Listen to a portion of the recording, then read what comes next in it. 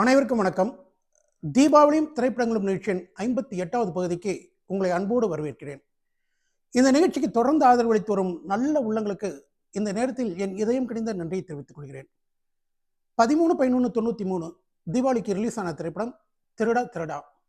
பிரசாந்த், ஆனந்த், அனு Agarwal, SPB, Malaysia Vasudevan நடித்த இந்த படத்தின் கதை மணிரத்னம், ராம்கோபால் வர்மா, வசனம் சுஜாதா சுஹாசினி, இசை ஏஆர் ரஹ்மான், பாடல்கள் வைரமுத்து, திரைக்கதை டைரக்ஷன் மணிரத்னம்.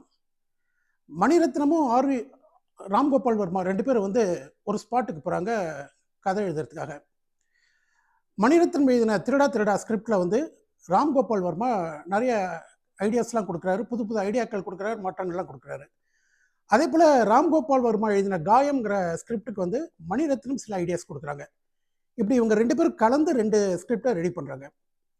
அந்த நேரத்தில் ரொம்ப பரபரப்பாக பேசப்பட்ட ஹர்ஷத் மேத்தா விவகாரம், அப்புறம் கமலஹாசன் எடுத்த விக்ரம் திரைப்படம், அப்புறம் ராம்கோபால் வர்மாவோட ஷனாஷனம் அப்படின்னு ஒரு படம். இந்த 3 படத்தோட இன்ஸ்பிரேஷனை மணிரத்னம் எடுத்துக்கிறாரு. இன்னும் சொல்லப்போனால் இந்த 3 படத்தோட கலவை தான் இந்த திருடா திருடா படம். அனு அகர்வாலை புக் பண்ணுறதுக்கு முன்னால் டிம்பிள் கபாடியாவை புக் பண்ணலான்னு பிளான் பண்ணுறாரு மணிரத்னம். ஆனால் ஆல்ரெடி விக்ரம் படத்தில் டிம்பிள் கபாடியா நடிச்சிருக்கிறதுனால தமிழுக்கு ஒரு புதுமுகம், கம்ப்ளீட்டாக யாருக்குமே தெரியாத ஒரு புதுமுகம் வேணும் அப்படின்னு சொல்லிட்டு தான் அனு அகர்வாலை இன்ட்ரடியூஸ் பண்ணுறாங்க. அனு அகர்வால் நடித்த ஒரே ஒரு தமிழ் படம் இந்த படம் மட்டும்தான். ஏஆர் ரஹ்மான் மியூசிக்கில் எல்லா பாடல்களுமே ஹிட் ஆகிறதுக்கு முக்கியமான காரணம் என்ன அப்படின்னா, பல புது வாய்ஸை இன்ட்ரடியூஸ் பண்ணுறாரு.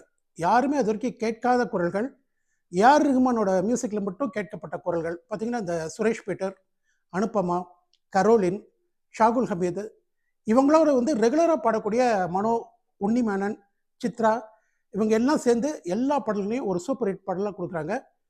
ராசாத்தி, ஏன் உசுரி என்னதில்லை, வீரபாண்டி கோட்டையிலே, வெள்ளி முளைக்கும் வேளையிலே, சந்திரலேகா, கண்ணும் கண்ணும் கொள்ளையடித்தால், இப்படி பார்த்திங்கன்னா எல்லா பாடலுமே சூப்பர் ஹிட் பாடல்கள்.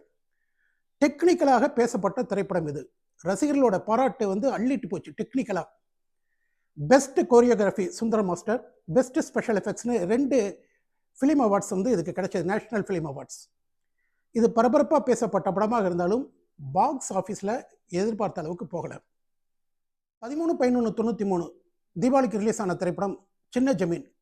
கார்த்திக், சுகன்யா, வினிதா, கவுண்டமணி செந்தில் நடித்த இந்த படத்திற்கு பாடல்கள் வாலி, இசை இளையராஜா, டைரக்ஷன் ராஜ் கபூர். இந்த படத்துக்கு பார்த்திங்கன்னா நெகட்டிவ் ரிவ்யூஸ் தான் அதிகமாக வந்தது. இளையராஜா இசையில் 2 பாடல்கள் கேட்கும்படி இருக்குது. ஆனால் அந்த பாடல்கள் மட்டுமே இந்த படத்தோட வெற்றிக்கு உதவுமா அப்படின்னு ஒரு விமர்சனம் வந்தது. பாக்ஸ் ஆஃபீஸில் எதிர்பார்த்த வெற்றியை பெறாத திரைப்படம் சின்ன ஜமீன். தீபாவளிக்கு ரிலீஸ் ஆன இன்னொரு திரைப்படம் கிளி பேச்சு கேட்கவா.